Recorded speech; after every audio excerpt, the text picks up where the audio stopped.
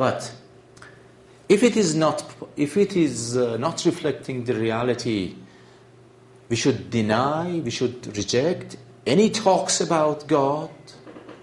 This is one extremist, I think, approach, which bring about the negative theology.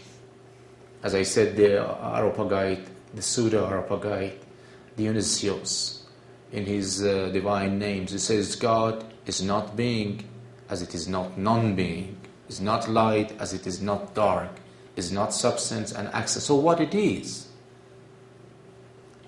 If you should say what God is. You say God is God. So this is a tautologic. This is repetition. God is God. Just let me add another example. You see, someone came to one holy Imams, Imam Sadiq or Imam Baqir, someone else. Imam asked him, how do you describe God? To this extent, it means something like this. He said, how can I describe something that is not? How can I describe something that does not exist? This is, of course, a very shrewd and intelligent answer. If God does not exist, how can I describe? But Imam, do you know what Imam says to him? He says, do you know what God is that you deny?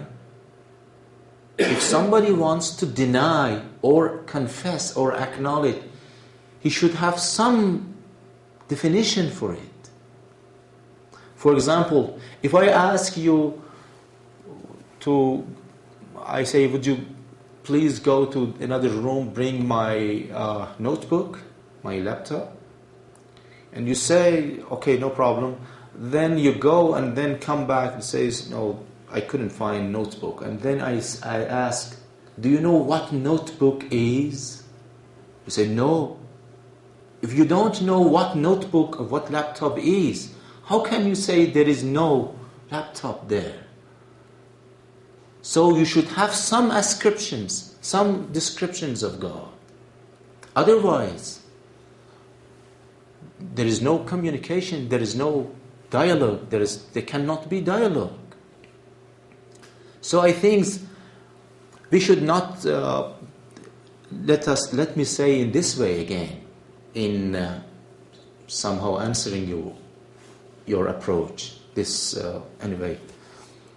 approach. Somebody again came to Imam and said, I do not understand the meaning of this holy verse, أَيْنَمَا تُوَلُّوا فَثَمَّ وَجْهُ اللَّهِ. Wherever you turn your face, that is the face, or there is the face of God. Whether I turn my face up, or whether I turn my face anyway, this way or that way, wherever you turn your face, أَيْنَمَا تُوَلُّوا فَثَمَّ وَجْهُ اللَّهِ. He said, I do not understand the meaning of ayah. So, what was the answer of Imam? He says, bring some pieces of wood and then set a blaze. Set them in fire. And when these pieces of woods was in blaze, in fire, and says, can you show me where the face of the fire is? Fire has a face. What do you mean by the face of the fire? Fire has no face, because if fire is something's illuminating and shedding light, every part of it is illuminating, whether on the right top of it, on top of it, on the right side of it, on the rear side, on the front side, and every side of it is illuminating. If it is anyway spreading the heat, again, inside the fire is hot, on top of it is hot, the underneath is hot. Every part of it is hot.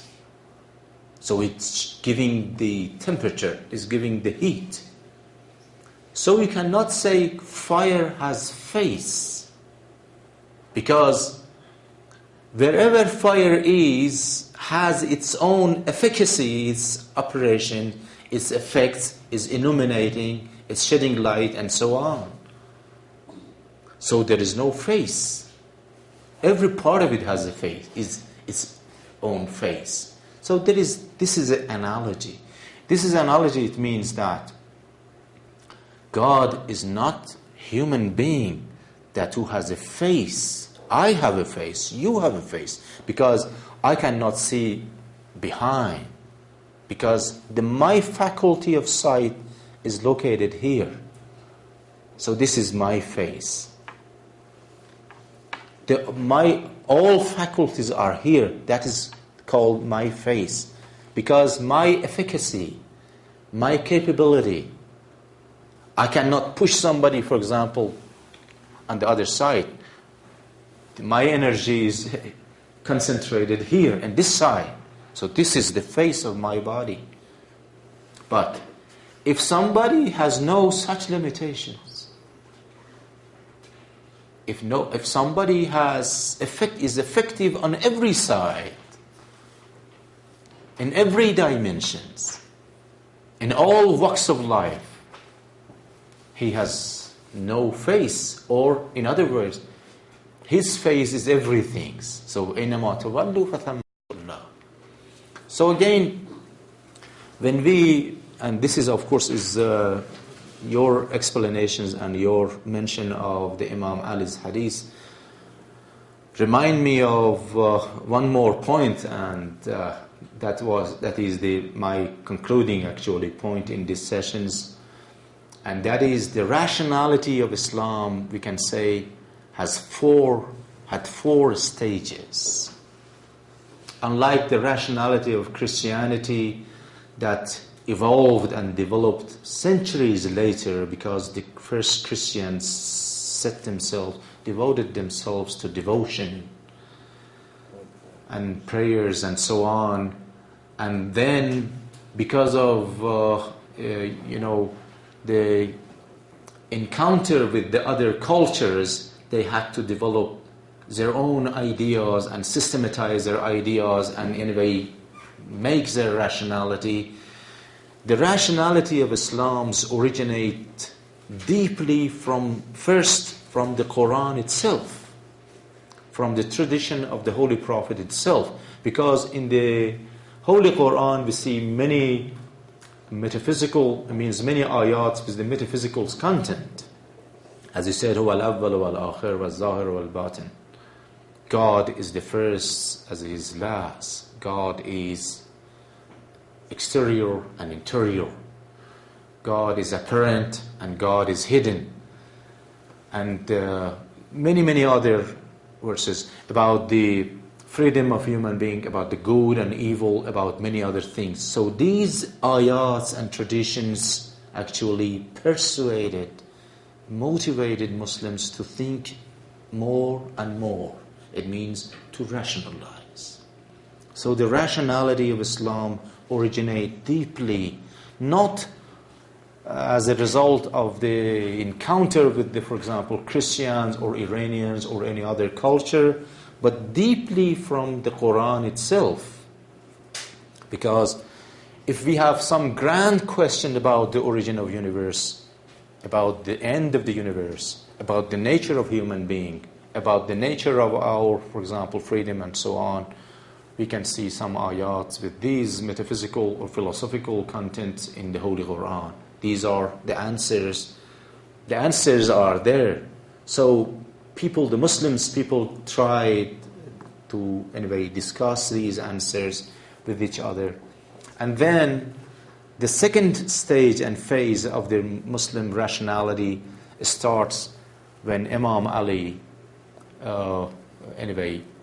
was declared as the caliph, and he was in a position to deliver sermons and lectures and so on. So he tried to describe God, to describe human being, to describe to answer these grand questions. This is the second one. As we said, this is the first sermon of the Imam Ali at the beginning of Nahj al-Balagha, This is some explanations and some anyway inspiring, very deep thought and inspiring sayings about the attributes of God, and that whoever describes put some limits on God. So if by description one is going to limit, he should deny. But this is the point. But if somebody describe, but yet he says this is the identical as his own, so God is knowing, but not by a knowledge, by himself. I know by a knowledge. I know something because I see on the paper, because I taught, because I learned from somebody. So I know by a knowledge. I will by a will. But if somebody, the whole being is the act of encompassing reality and being unaware of reality, God is knowing. In this way, we cannot more Catholic than Pope, actually. Because if God describes himself as Sami, as Basir, as Murid, as Ghafur, as something else, and we cannot deny these adjectives, attributes, and characterizations. And we should deepen our understanding. But of course, your points and your accounts, this is for me is a motive, or reminds me of emphasizing on the fact that we should deepen our understanding about these ascriptions or these characterizations of God. And the third phase, or the third stage of the rationality of Islam starts from Imam Baqir and Imam Sadiq in Shia, I say. Those who believe in the Shia school of thought, because they had not only, of course, the Shia, but also the Sunni people who were disciples of the Imams. The students of Imam. They had very deep circles of thoughts. They had deep discussions. Imam Riza, and before him Imam Sadiq, deep discussions with the Catholics, with the other advocates and followers of other religions, and so on. This is the third one, because they taught their students and their disciples how to argue with them. If they say this, say this. And so this is this third phase, and this is the third stage of the rationality of Islam. And the fourth, of course, we can say starts when some Greek and Roman works were translated into Arabic, and at the time of the Ma'mun al-Rashid, and when the house of the Hikmah was established, and from that time we can say the systematizations of the beliefs took place, or started to take place. But we cannot, again I repeat, unfortunately we have no time, and this is the concluding sentence. We should emphasize on the dynamic nature of the rationality, and again I emphasize on the fact that we should not be dogmatic on a specific sort of rationality.